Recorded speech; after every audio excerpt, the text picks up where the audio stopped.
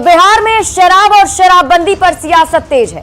RJD ने poster लगाकर और सोशल मीडिया पर पोस्ट लिखकर नीतीश सरकार को घेरा, तो जेडीयू और बीजेपी के नेताओं ने आरजेडी पर शराब कंपनियों से चंदा लेने का आरोप लगा दिया और यह सवाल पूछा कि शराबबंदी में शराब कंपनियों से चंदा क्यों लिया, क्या शराब कंपनियों से कोई डील हुई थी। सबसे पहले आप ये रिपोर्ट देखिए, फिर खबर तो समझिए।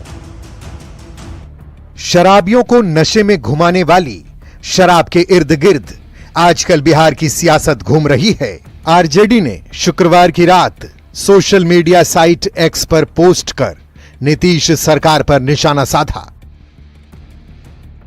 और बिहार की सियासत लहक गई। शराबबंदी वाले राज्यों में शराब कंपनियों से क्यों लिया चंदा। शराबबंदी पर आरजेडी ने सवाल उठाया तो जेडीयू ने जवाब देने के लिए तुरंत प्रेस कॉन्फ्रेंस बुला ली और आरजेडी पर शराबबंदी में शराब कंपनियों से चुनावी बॉन्ड के जरिए 46 करोड़ 64 लाख का चंदा लेने का आरोप लगा दिया। शराबबंदी वाले राज्यों में शराब कंपनियों से क्यों लिया चंदा। जेडीयू के आरोप के साथ बीजेपी भी खड़ी दिखी। बीजेपी नेताओं ने बताया आरजेडी को कुल 74 करोड़ रुपए इलेक्टोरल बॉन्ड से मिला है। इसमें 63% बॉन्ड सिर्फ शराब बनाने वाली कंपनी ने ही दिया है। कंपनियों और शराब बेचने वालों के साथ इनकी मिली भगत है और ये चाहते हैं कि बिहार में शराब की बिक्री रहे, अवैध कारोबार जारी रहे और इसलिए इस तरह की रोज ये बयानबाजी करते रहते हैं।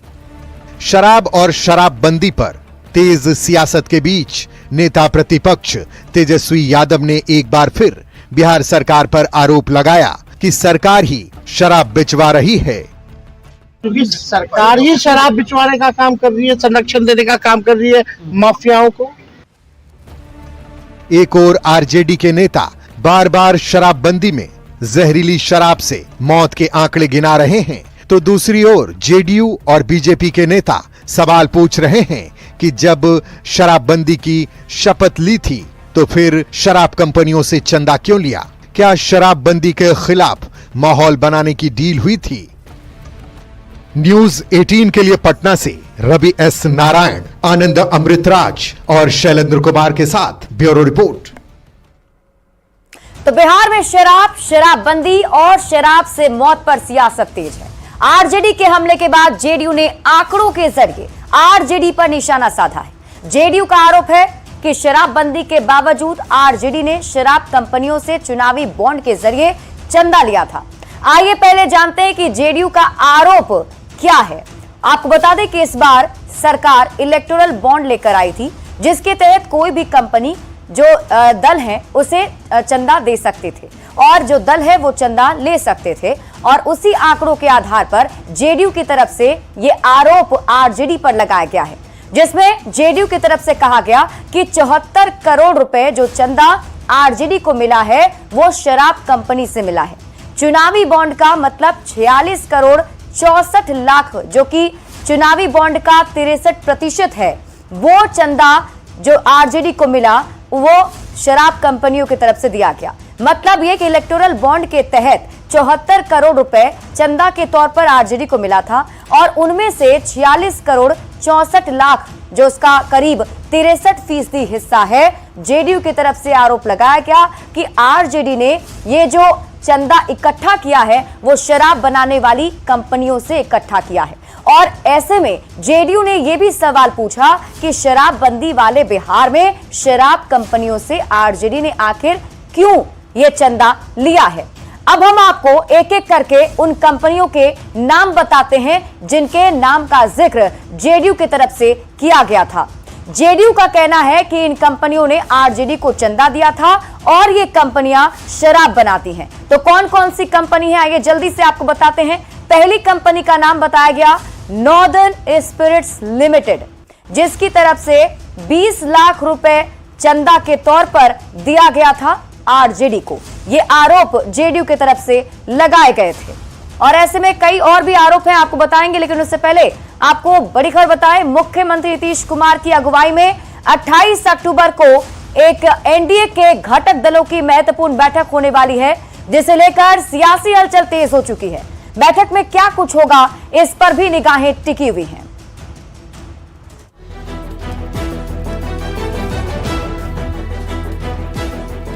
भले ही बिहार विधानसभा के चुनाव में 1 साल का समय हो, राजनीतिक दल रणनीति बनाने में अभी से जुट गए हैं। इसी क्रम में 28 अक्टूबर को पटना में मुख्यमंत्री नीतीश कुमार के सरकारी आवास 1 अणे मार्ग पर एनडीए नेताओं की बड़ी बैठक होने जा रही है।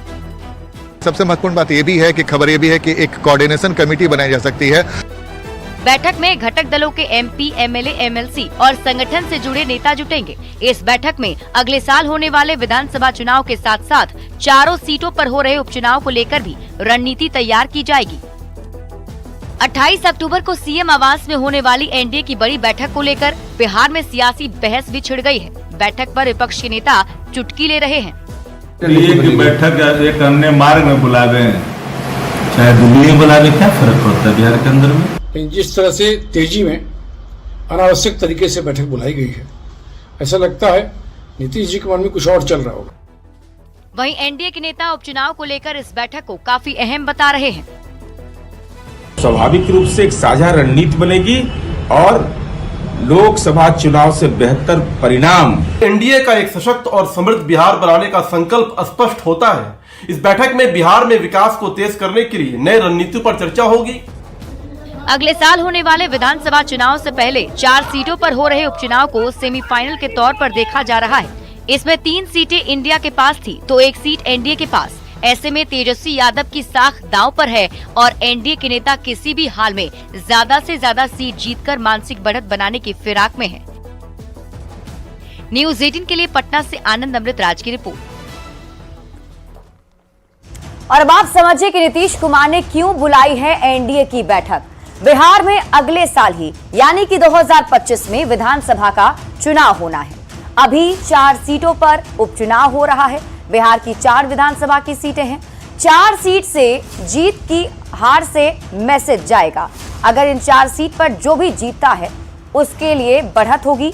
नीतीश मजबूती के साथ एनडीए का मैसेज देना चाहते हैं। 2020 में एनडीए कार्यकर्ताओं में कंफ्यूजन हो गया था, जिसकी वजह से नुकसान कई सीटों पर देखने को मिला था।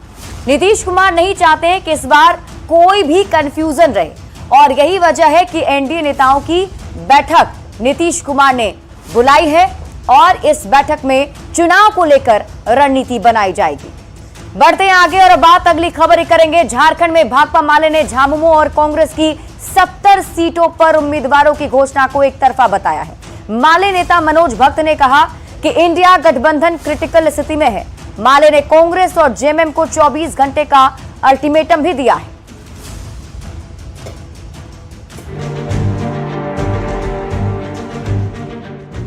झारखंड में चुनावी माहौल चरम पर पहुंचता जा रहा है। दूसरी ओर इंडिया अलायंस की गांठ गठबंधन को कमजोर करती दिख रही है। शनिवार को भाकपा माले की ओर से राज्य सचिव मनोज भक्त ने जेएमएम और कांग्रेस पर मनमानी का आरोप लगाते हुए 70 सीटों पर उम्मीदवारों के नाम के ऐलान को एक तरफा बता दिया और कहा कि आज इंडिया गठबंधन क्रिटिकल स्थिति में है। इसके लिए हम लोग कल तक इंतजार कर रहे हैं। कल तक अगर ये नहीं होता है तो हम सेकेंड लिस्ट इसके अनुकूल हम लोग जारी करेंगे। माले ने जेएमएम और कांग्रेस को 24 घंटे का अल्टीमेटम देते हुए कहा है कि जमुआ सीट पर हर हाल में भाकपा माले लड़ेगा। धनवार से उम्मीदवार हटाने पर विचार करे जेएमएम। चुनाव के ऐलान के बाद से ही इंडिया अलायंस के अंदर खटपट शुरू हो गई थी। पहले सीटों के बंटवारे पर आरजेडी ने ऐतराज जताया और उसके बाद अब भाकपा माले ने तो अल्टीमेटम ही दे दिया है। ऐसे में सवाल है कि झारखंड में इंडिया अलायंस की गांठ खुल जाएगी और गठबंधन टूट जाएगा। न्यूज़ 18 के लिए रांची से गौरव झा के साथ ब्यूरो रिपोर्ट। तो झारखंड में इंडिया गठबंधन में गांठ अभी भी बरकरार है। आइए अब जानते हैं कि इंडिया गठबंधन में किस फॉर्मूले के तहत समझौता हुआ था। अगर हम फॉर्मूले की बात करें सीट शेयरिंग की, तो जेएमएम 42 सीट पर चुनाव लड़ने का ऐलान किया गया था। कांग्रेस 28 सीट, आरजेडी के खाते में 5 सीट और सीपीआई-एमएल को 3 सीटें मिलने की बात कही जा रही थी। इंडिया गठबंधन में अभी की जो स्थिति है, तो पार्टियों ने जो उम्मीदवार उतारे हैं उसके आधार पर जो अभी का फॉर्मूला है वो आपको बताएं तो जेएमएम 43, कांग्रेस 30, आरजेडी 7 और सीपीआईएमएल 4। कई ऐसी सीटें हैं जहां पर इस बार इंडिया गठबंधन के अंदर फ्रेंडली फाइट देखने को मिल सकती है। कौन कौन सी वो सीट है आपको बताएं तो धनबाद की सीट, विश्रामपुर विधानसभा सीट और छतरपुर की सीट, यानी ये 3 सीट है जहां फ्रेंडली फाइट हो सकती है। इंडिया अलायंस के दल ही आपस में भिड़ सकते हैं। अब देखिए कहां किसके बीच फ्रेंडली फाइट होने वाली है वो आपको बताते हैं सीटों के जरिए। धनबाद सीट की बात करें तो यहां सीपीआईएमएल वर्सेस जेएमएम का मुकाबला देखने को मिल सकता है। और आगे बात करें अगली सीट विश्रामपुर की सीट की बात कर लीजिए तो विश्रामपुर में जो बात नहीं बन पाई इसके मुताबिक आरजेडी वर्सेस कांग्रेस यहां पर आमने सामने होंगे, फ्रेंडली फाइट देखने को मिलेगा। और ये फ्रेंडली फाइट जो है इन सीट पर देखने को मिलेगा। और देखिए छतरपुर सीट की बात करें तो छतरपुर में आरजेडी वर्सेस कांग्रेस के बीच फ्रेंडली फाइट है। और इस बार के विधानसभा के चुनाव में ये 3 ऐसी सीटें हैं जहां पर गठबंधन के दल ही आपस में लड़ेंगे। बढ़ते हैं आगे और बात अगली खबर ही करेंगे। दिवाली को लेकर फूड सेफ्टी विभाग के अधिकारी हरकत में आ गए हैं। पटना के बोरिंग रोड के मशहूर मिठाई की दुकान के कारखाने में अधिकारियों ने छापेमारी की और छापेमारी के दौरान विभाग के अधिकारियों ने कई तरह की गड़बड़ियां भी पाई हैं। त्योहार का मौसम है और मिठाइयों की मांग भी बढ़ी हुई है। ऐसे में नकली मिठाई के धंधेबाज मुनाफा कमाने की पूरी तैयारी कर चुके हैं, जिसको रोकने के लिए फूड सेफ्टी विभाग हरकत में है और पटना के बोरिंग रोड के मशहूर मिठाई की दुकान के कारखाने में अधिकारियों ने छापेमारी की। छापेमारी के दौरान विभाग के अधिकारियों ने कई तरह की गड़बड़ियां भी पाई और साथ ही खोए के साथ कई तरह की मिठाइयों के सैंपल भी लिए। देखिए फूड सेफ्टी अधिकारी जो हैं कारखाना के अंदर में हैं और यहाँ पर जो मिठाइयाँ तैयार की जा रही है, जो अभी दुकानों में सप्लाई होगी, उन मिठाइयों के सैंपल इकट्ठे किए जा रहे हैं। इसके साथ साथ जो खोआ है, पनीर है, तमाम चीजों की जांच चल रही है। ये सिर्फ एक जगह की कहानी नहीं है। बिहार ही नहीं बल्कि पूरे देश में दिवाली के वक्त नकली मिठाई, नकली मेवे और नकली पनीर का धंधा चरम पर पहुंच जाता है, जो खाने वाले को बीमार ही नहीं बल्कि बहुत बीमार कर सकता है। इसलिए मिठाई खाते वक्त सावधानी जरूर बरतें। न्यूज़ 18 के लिए पटना से रजनीश कुमार के साथ ब्यूरो रिपोर्ट। और अब आप मिठाई में मिलावट को समझिए। दरअसल दूध में यूरिया मिलाई जाती है। यूरिया और केमिकल से नकली दूध बनाया जाता है। रंग के साथ ही वॉशिंग पाउडर भी इसमें मिलाई जाती है। घी की बात कर लीजिए तो घी में चर्बी और पाम ऑयल की मिलावट कर दी जाती है। घी में उबले आलू की मिलावट भी कर दी जाती है। मेवे की बात करें तो मेवे में अरारोट, मैदा या फिर चीनी मिला दी जाती है। दाल वाली मिठाई में भी बताया जाता है कि टेलकम पाउडर की मिलावट कर दी जाती है। बेसन के लड्डू में भी एस्बेस्टस पाउडर की मिलावट कर दी जाती है। अब आप ये समझिए कि कैसे करें मिलावटी मिठाई की पहचान। तो मिठाई में रंग लाने के लिए केमिकल मिलाया जाता है। मेटानिल येलो और टार्ट्राइजाइन मिलाया जाता है। मिलावटी मिठाई हाथ में लेने पर रंग छोड़ता है। मतलब ये जब आप मिठाई खरीदने जाएं तो उसे हाथ में लेकर जरूर देखें, क्योंकि वो अगर रंग छोड़ता है तो मिलावटी मिठाई है। ये मिलावटी मिठाई किडनी के लिए बेहद खतरनाक होती है।